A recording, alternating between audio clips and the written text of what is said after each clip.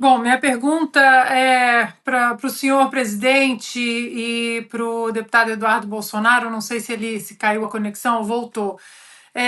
O deputado descreveu muito bem aí o cenário, né, da Câmara em relação à prisão, manutenção da prisão do ex-deputado Daniel Silveira. Ou seja, hoje o brasileiro não acredita que a ajuda para sairmos desse regime totalitário venha do Congresso. Por isso, muitos estão elogiando a atitude do deputado Eduardo Bolsonaro. Mas a minha pergunta para vocês dois é em relação: estamos diante de um ex-presidente, de um deputado, mas também de um pai, de um filho, de um avô, de um filho que saiu de casa para passar 7 dias de férias com a família e agora não volta.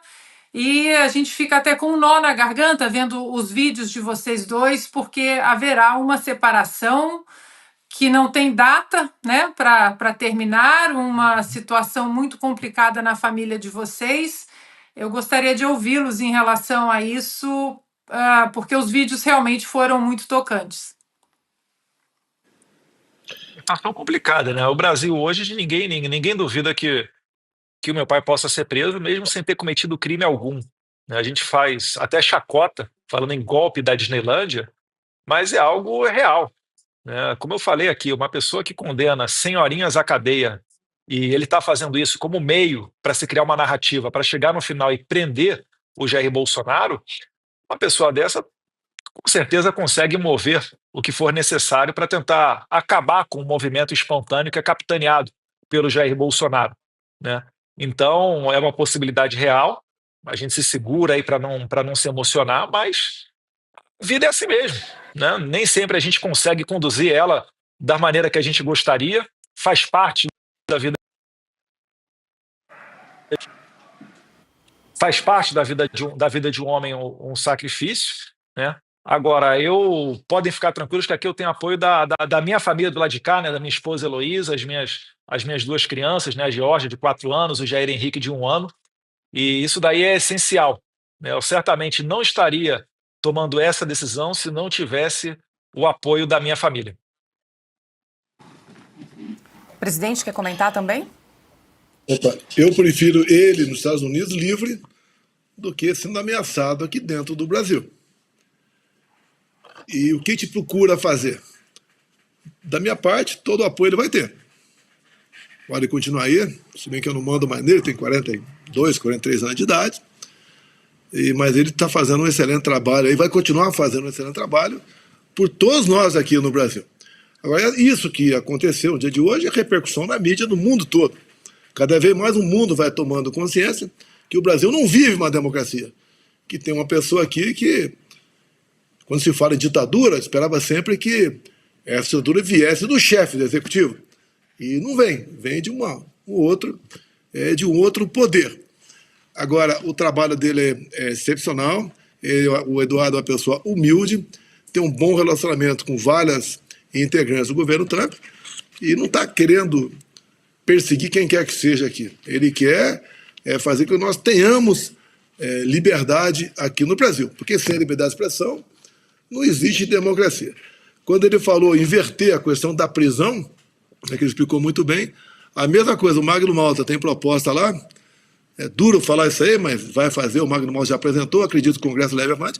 Passaporte, por exemplo, não é um ministro que vai caçar o passaporte dele. Ele pode até dar uma sentença, mas só vai ser rejeitado o passaporte se a respectiva casa, né, uma maioria qualificada, assim concorde. A mesma questão no tocante à inelegibilidade. A proposta do Magno Malta, qualquer inelegibilidade, ela tem que ser confirmada pela respectiva casa, porque passou a ser um instrumento político do TSE ou outros órgãos da Justiça Eleitoral.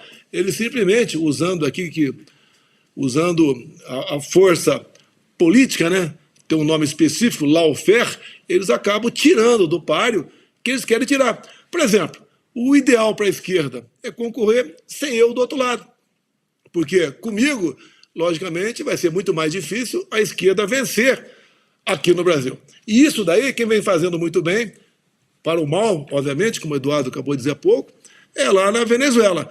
Quando a Venezuela, o Maduro, se viu obrigado a adotar o voto impresso, que foi uma condição dos Estados Unidos, o governo Biden, para que eles voltassem a comprar petróleo da Venezuela, seria o voto impresso. O Maduro topou e, malandramente, o que ele fez?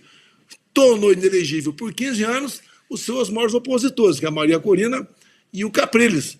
E aí, mesmo assim, botaram uma pessoa lá, que a gente pouco ouvia falar, o Edmundo, e ele acabou ganhando a eleição.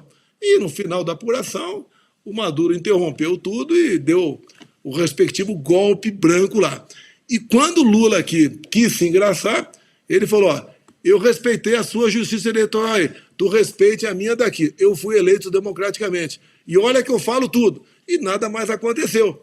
Agora, a gente vê, democracia no Brasil, a gente entende que é o voto livre, né? O voto aí transparente e a respectiva contagem pública dos votos, como está previsto na própria Constituição. Mas não é assim que acontece. Agora, por que o medo do TSE do inquérito 1361 de 2018? É um inquérito que foi feito para apurar fraude na minha eleição em 2018.